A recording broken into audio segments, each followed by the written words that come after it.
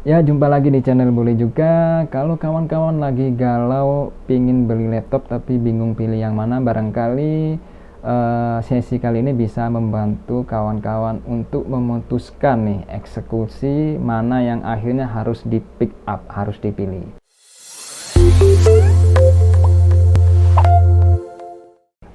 Jadi buat kawan-kawan yang masih bingung nih, yang lagi cari-cari laptop dengan budget yang ada, mau pilih yang mana, saya ada rekomendasi yang barangkali bisa membantu kawan-kawan lebih yakin lagi.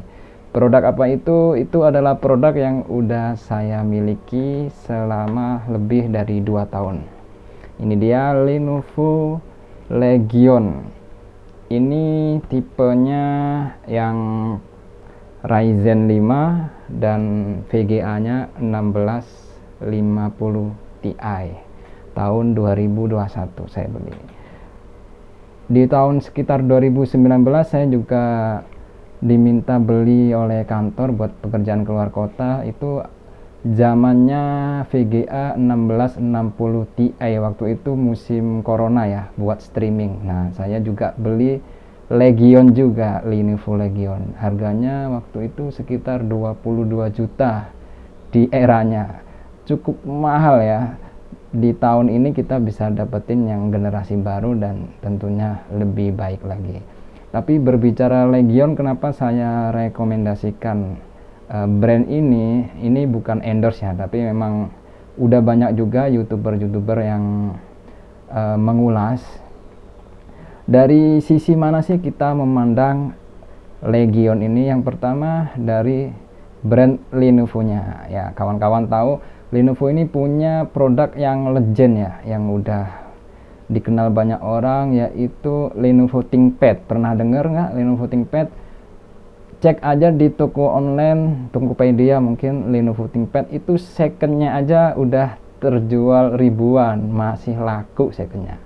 Masih bisa dioprek, diotak-atik, diganti spare partnya, di maintenance, sehingga dari kinerjanya pun masih layak untuk dijual kembali. Dan banyak juga perusahaan yang memilih brand Lenovo ini untuk dijadikan operasional, dipakai karyawannya, digunakan di office-nya.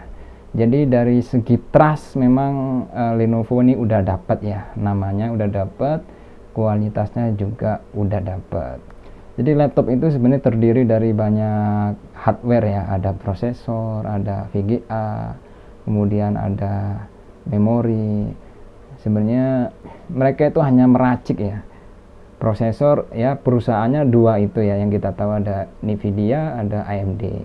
Kemudian VGA juga ada Radeon, ada Nvidia gitu, VGA.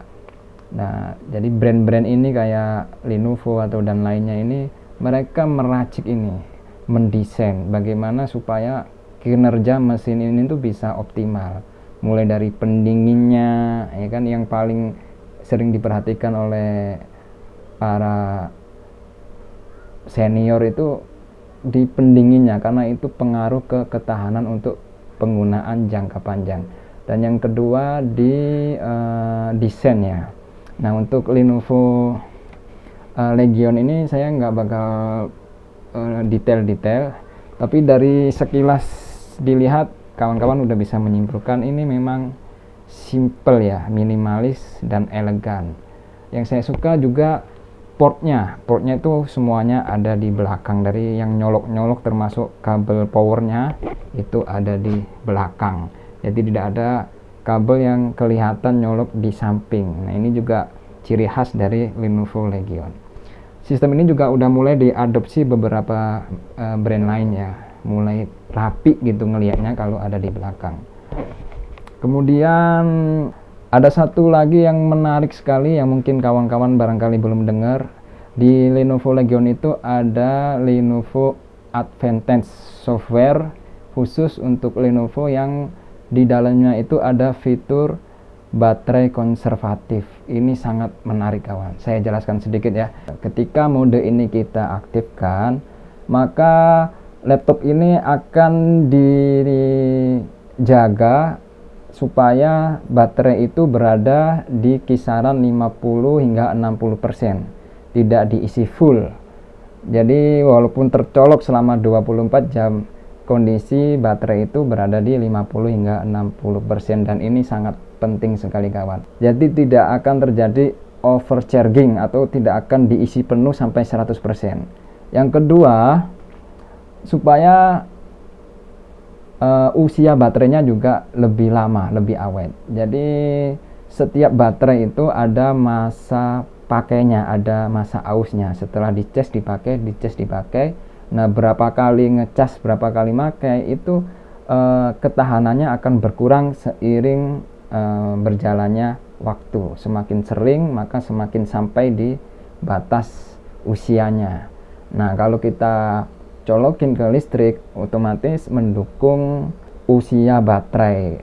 Jadi kinerja baterai itu sebenarnya tidak boleh berada di posisi terisi penuh untuk waktu yang lama, atau tidak boleh berada di posisi kondisi baterai habis untuk waktu yang lama. Idealnya agar baterai itu usianya panjang atau terawat gitu, itu ada di kisaran 50-60%. Nah, kenapa ini penting? Karena sebenarnya laptop untuk produktivitas ya kawannya, laptop yang gaming atau laptop untuk desain, untuk rendering, itu memang idealnya itu digunakan dengan cara dicolok, dengan cara pakai kabel power. Karena kinerjanya itu berbeda ketika laptop menggunakan power dari listrik dengan power dari baterai. Itu dari kinerjanya itu jelas berbeda, tidak akan maksimal jika kinerja laptop mengandalkan daya dari baterai. Jadi ketika dicolokkan ke listrik, ini kinerja laptopnya akan maksimal. Jadi fungsi baterai untuk apa dong? Sebenarnya fungsi baterai itu lebih ke backup sih sebenarnya. Misalkan terjadi mati lampu, otomatis data masih aman, laptop masih nyala, kita masih bisa bekerja beberapa jam atau beberapa puluh menit ke depan, masih bisa nge-save ya kan. Atau di skenario kita lagi ke cafe atau kerja di luar, dimana itu kita di situ mungkin beberapa menit atau beberapa jam yang dengan baterai masih cukup. Nah, skenario itulah baterai diperlukan. Tapi kalau laptop kita dipakai di meja kerja, di tempat kerja, atau di tempat kita main game, nah memang idealnya tuh dicolok ke listrik. Dan Lenovo dengan fitur konservatif mode di baterainya itu bisa punya keuntungan atau punya kelebihan di situ. Oke, yang kedua bicara tentang prosesor ya barangkali yang sering membingungkan kita. Nah, untuk generasi terbaru nih di 2023 ini kita tahu tim biru atau tim Intel udah beralih ke model hybrid ya. Ada efficient core dan ada performance core seperti punya Apple lebih dulu. Jadi ada prosesor itu yang dia kecepatannya rendah tapi ditujukan untuk menghandle proses-proses yang sederhana. Nah, misalnya nih gambaran gampangnya ketika kita mainin laptop atau komputer. Nah, ketika mouse digerakkan, ini core yang mana nih yang bertugas nih. Nah, kalau sekedar perintah gerakan mouse kita itu mungkin biar efisiensi core aja yang handle gitu ya. Sedangkan untuk proses misalnya rendering, desainnya biar performance core yang handle. Nah, di sini perlu sistem ya kawannya supaya tidak salah. Supaya efisien core ini benar-benar dipakai untuk pekerjaan-pekerjaan yang memang sederhana. Nah, di awal-awal launching itu dari California, entah itu mana, saya pernah baca tweetnya. Awal-awal launching memang Intel butuh adaptasi ya, karena Intel kan harus kerjasama dengan Microsoft. Beda dengan Apple. Apple antara sistemnya dan prosesornya itu udah ekosistemnya stabil. Sementara Intel yang hanya menyediakan prosesor memang harus bekerjasama dengan Microsoft selaku sistemnya untuk membagi pekerjaan itu. Jadi biar tepat sasaran supaya performance core benar-benar menghandle teks atau perintah-perintah yang memang layak dieksekusi oleh performance core. Nah, beda dengan Ryzen yang semuanya itu bisa dibilang performance core semuanya itu kenceng semua. Jadi ada plus minus ya. Di lain sisi Intel jadi punya banyak core, kelebihannya banyak jumlah core-nya. Di lain sisi Ryzen semuanya kenceng semua. Jadi teks sederhana pun bisa dilibas oleh Ryzen. Masing-masing punya kelebihan.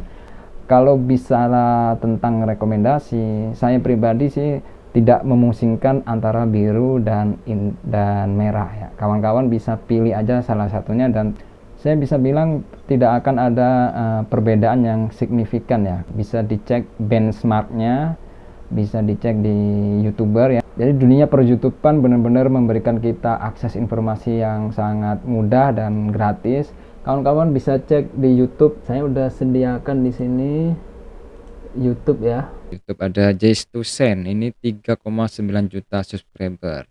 Nah ini paling pedes ini kalau udah mengkritik atau mengulas produk. Jadi dia nggak segan-segan buat bilang kekurangannya, kelebihannya. Ada juga Zerotex. Nah ini orangnya juga detail banget, membahas perbandingan antara satu laptop dengan laptop yang lain, mulai dari suhunya, kemudian FPS-nya kalau bandingin game ya. Dan nggak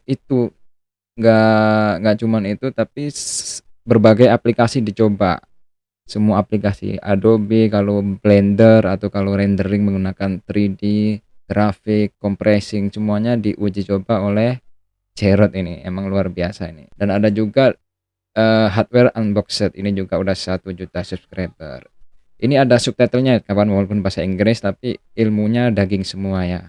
Kemudian YouTuber Indonesia kita punya Jagat Review tentunya. Ini memang nggak cuman laptop dan komputer, HP dan teknologi yang lain dibahas, tapi paling tidak di sini ada ilmu yang bisa kita serap ya kawan. Dan juga ada kios komputer. Nah ini yang suka ngomong Ciamik Soro ini.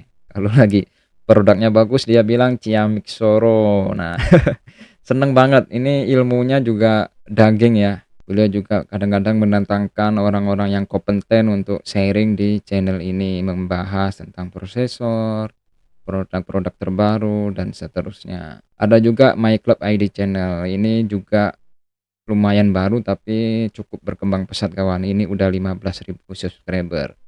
Ini memang panjang ya kawan. Kalau memang nggak suka IT mungkin kesannya membosankan, tapi kalau yang butuh ilmu, butuh IT ini nggak bakal bosen untuk ngedengerinnya kawan, karena beliau ini detail sekali, sangat detail, dan beliau ini udah seperti profesor di YouTuber Indonesia ya. Beliau ini mengetahui seluk-beluk teknologi ya, mengulitinya ya kan, menjelaskan. Di sini ini bener-bener luar biasa kawan, ini ilmu daging semua isinya.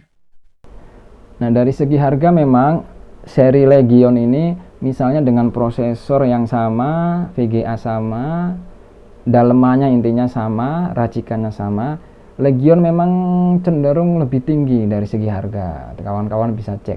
Tapi dari value-nya mungkin worth it ya untuk diusahakan, atau misalnya nambah lagi budgetnya dikit buat beli Legion ini. Tapi Legion juga, Lenovo juga punya alternatif lainnya. Selain Legion ada IdeaPad, ada juga yang baru yaitu LOKey. Nah, itu untuk menyasar pasar-pasar di bawah Legion. Bagi saya itu sama aja sih kawan, karena yang penting ada tadi tuh fitur Lenovo Advantage itu ada di semua seri yang tersebut tadi. Nah, selanjutnya kita akan coba langsung chat ke TKP. Saya udah pilihin toko yang recommended banget. Udah saya coba cek, saya compare, saya bandingin, ternyata memang selisih harga lebih murah di Oktober 2023. Harga bisa berubah ya, tapi sejauh pantauan saya ini yang menurut saya terbaik. Kita langsung cek aja ke TKP, udah saya. Untuk budget 10 jutaan ini ada Lenovo IdeaPad Gaming 3. Ini RTX 2050. Naik lagi ke atas ada RTX 3050, ada 13 jutaan di sini. Di sebelah juga ada 3 jutaan, 14 jutaan, sama RTX 3050. Beda prosesor aja sama yang ini, sama yang 13 juta. Ini generasi ke-12 Intel, yang ini generasi terbaru ya dari Ryzen 5. Naik lagi ada LOKey Gaming Ryzen 5 generasi terbaru, ini juga VGA-nya terbaru 4050 generasi 4000 ya. Naik lagi masih 4050, cuman yang ini prosesornya lebih garang lagi, Ryzen 7. Ini udah 8 core, 16 thread dan udah tembus 5 GHz ya. Naik lagi ada Lenovo LOK Gaming 15. Ini sama 4050, cuman prosesornya lebih garang, Ryzen 7 ya, yang terbaru. Lebih naik lagi ada Legion Slim 5 Ryzen 7 terbaru, tapi RTX-nya naik di 4060. Jauh sekali ya, 4050 tadi 17 juta kalau mau effort dengan prosesor yang sama, tapi VGA yang berbeda itu selisihnya berapa nih? 17.200 ke 22.500, 5 jutaan ya. Kalau saya pribadi udah beli ini aja. Ini walaupun ini generasinya tahun-tahun kemarin, tapi untuk pekerjaan editing, streaming, gaming itu masih bisa dihandle ya kawan ya. Sisanya bisa beli monitor, bisa beli speaker, tapi kalau budget udah nggak jadi masalah ya kawan-kawan bisa effort yang ini aja sekalian ya. Oh ya, untuk tokonya saya udah pilih ya. Di sini ada Protek Komputer. Ini bener-bener miring nggak harganya kawan. Kita cek di harga sebelah nih. Ada Sinar Mulia Sukses Makmur. Ini tipe yang sama, dia jual 22.800, tapi di Protek Komputer 22.500. Ini kok baru terjual 2 gan gitu. Apa nggak meragukan ya? Ini nggak meragukan kawan, ini udah official. Dan di produk lainnya nih, di toko yang sama nih, Protek Komputer, ini Protek Komputer, laptop yang lain terjual ribuan tuh. Ini 1000 terjual Asus, yang ini 750 terjual. Jadi yang saya rekomendasikan udah official ya, udah oke, harganya juga paling miring. Kalau kawan-kawan nemuin harga yang lebih miring bisa cantumin di kolom deskripsi.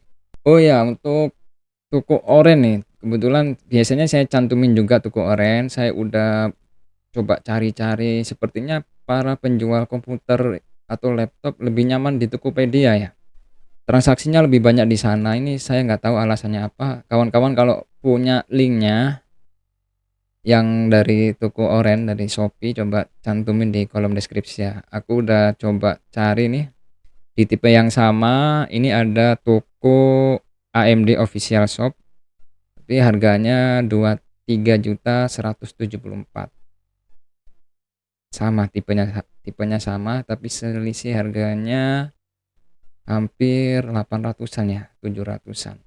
Ya sebenarnya saya pribadi di Shopee ada banyak belanja, di Tokopedia juga ada banyak belanja, nggak terlalu fanatik di hijau apa di oranye. Saya ambil yang terbaik aja sebagai konsumen. Dan kali ini sepertinya untuk dunia perlaptopan lebih cenderung di si hijau ya kawan ya.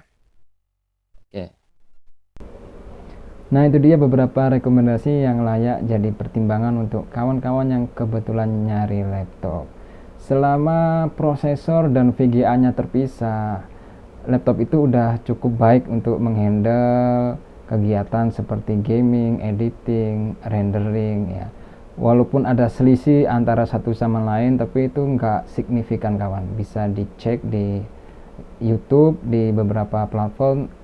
Tinggal di budget sih urusannya, dan di kebijakan kita masing-masing untuk mengelola budget tersebut. Nah, salah satu keunggulan dari Lenovo yaitu yang udah saya ulas tadi. Nah, sekian dari saya. Terima kasih udah member di channel ini. Jangan lupa jika berkenan subscribe dan like ya untuk membantu channel ini. Semoga informasinya bermanfaat. Sampai jumpa di Boleh Juga selanjutnya.